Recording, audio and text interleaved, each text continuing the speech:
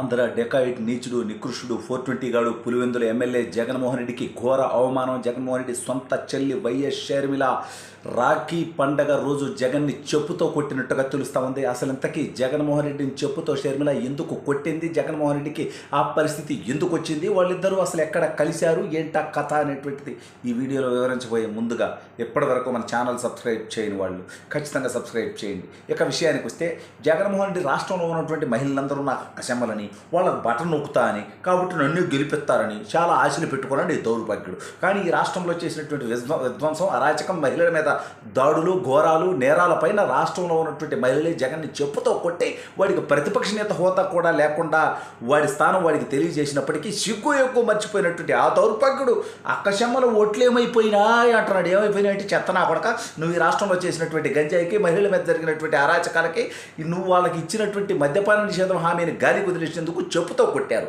అయితే ఇవాళ రాఖీ పండుగ జరుగుతూ ఉంది. సాధారణంగా రాష్ట్రంలో కానీ దేశంలో కానీ ఉన్నటువంటి అక్కా చెల్లెళ్ళు, అన్న తమ్ముళ్ళకి రాఖీలు కట్టేటువంటి సాంప్రదాయం మన భారతదేశంలో నడుస్తోంది వ్యవహారం. అయితే ఇప్పుడు జగన్మోహన్ రెడ్డి గారికి ఇద్దరు చెల్లెళ్ళు ఉన్నారు, మనందరికీ తెలుసు. ఒక ఆమె వైఎస్ షర్మిల, జగన్మోహన్ రెడ్డి గారి సొంత సోదరి. మరొక ఆమె వైఎస్ సునీతారెడ్డి, జగన్మోహన్ రెడ్డి గారి బాబాయ్, జగన్ కోసం తన ఎంపీ స్థానాన్ని త్యాగం చేసినటువంటి వివేకానందరెడ్డి గారి కుమార్తె వైఎస్ సునీతారెడ్డి గారు. అయితే ఈ ఇద్దరితో కూడా జగన్మోహన్ రెడ్డి కొంతకాలం పొసగట్ల. అయితే ఇవాళ రాఖీ పండుగ సందర్భంగా జగన్మోహన్ రెడ్డి గారు ఓడిపోయాడు, ఖాళీగా ఉన్నాడు, బేవరసుకున్నాడు. కాస్త తీసుకో ఏదో ఒకటి చేసి పార్టీని రికవర్ చేయాలనుకుంటున్నాడు. ఇందులో భాగంగా వైఎస్ షర్మిలాకి జగన్మోహన్ రెడ్డి ఫోన్ చేసినట్టుగా తెలుస్తూ ఉంది. షర్మిల రాఖీ పండుగ నువ్వు వచ్చి రాఖీ కట్టు, ఆస్తిలో కాస్త తీసుకో, వీడి కాస్త కూస్తో అనటం రాక కాస్త తీసుకో అనేటువంటి నత్తి పకోడిగాడు ఈ జగన్గాడు. అయితే ఇస్తానమ్మా అంటే, ఒరే స్వామి నువ్వు వాడికి వస్తే ఆ రోజుల్లో బాబాయ్ వేసినట్టు నన్ను వేసేసి దాన్ని చంద్రబాబు నాయుడు గారి అకౌంట్లో వేసేటువంటి నీచుడురా నాయన, నిన్ను నమ్మని నేను. నువ్వేదన్నా ఉంటే నా ఆస్తి పత్రాలు మొత్తం వ్యవహారం సెటప్పు గిట్టప్పు మొత్తం కూడా నువ్వే మా ఇంటికి వచ్చి నువ్వు ఎవరి చేతిలో అయితే రిమోట్ కంట్రోల్గా ఉన్నావో ఆ భారతిరెడ్డి, నీ ఇద్దరు పిల్లలు మొత్తం వచ్చి నా ఆస్తి నాకు సంతకాలు పెట్టి వ్యవహారం చేసి పోండి తప్ప నేను మాత్రం నీ ఇంటికి వచ్చేటువంటి అవకాశం లేదు. నీలాంటి నికృష్టుడికి రాఖీ కట్టేటువంటి అవసరం కర్మ నాకు లేదురా. ఎన్నో సంవత్సరాలు, దాదాపు 40 సంవత్సరాలు నీకు రాఖీ కట్టినటువంటి పాపానికి నువ్వు నాకు నరకం చూపించినటువంటి దౌర్భాగ్యుడురా జగన్గా. నా పుట్టుకనే అవమానించావురా నువ్వు. రాజశేఖర రెడ్డికే నువ్వు పుట్టలేదని చెప్పి నీ పార్టీ వాళ్ళతో మాట్లాడిచ్చావురా నువ్వు. తల్లి విజయమ్మను కూడా అవమానించినటువంటి నీచుడురా నువ్వు. కాబట్టి నీకు రాఖీ కట్టను అని చెప్పిందంట. అనంతరం జగన్గాడు అంతటితో ఆగడగా, వాడి ప్రయత్నాలు వాడు చేస్తూనే ఉంటాడుగా. రెండో ఆప్షన్ అడిగాడంట.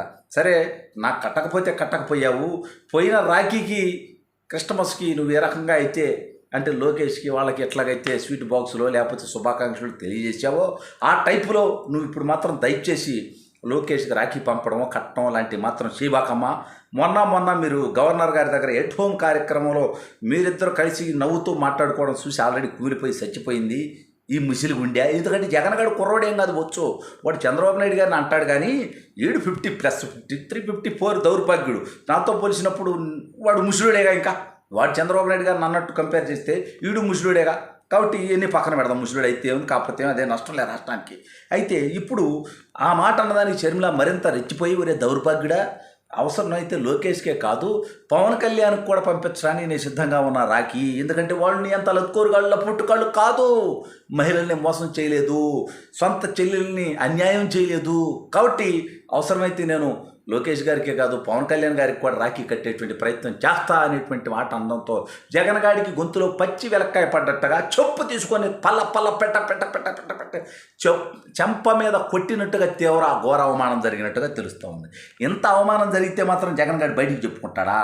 బయటికేమో నాకు షర్మిల చంద్రబాబు నాయుడు మనిషి కాబట్టి, చంద్రబాబు తొత్తు కాబట్టి, చంద్రబాబుకు అమ్ముడు పోయింది కాబట్టి షర్మిల వచ్చి రాఖీ కడతానంటే నేనే వద్దని చెప్తున్నాను అబ్బా, షర్మిల కాంప్రమైజ్కి వచ్చిందా అంటాడట.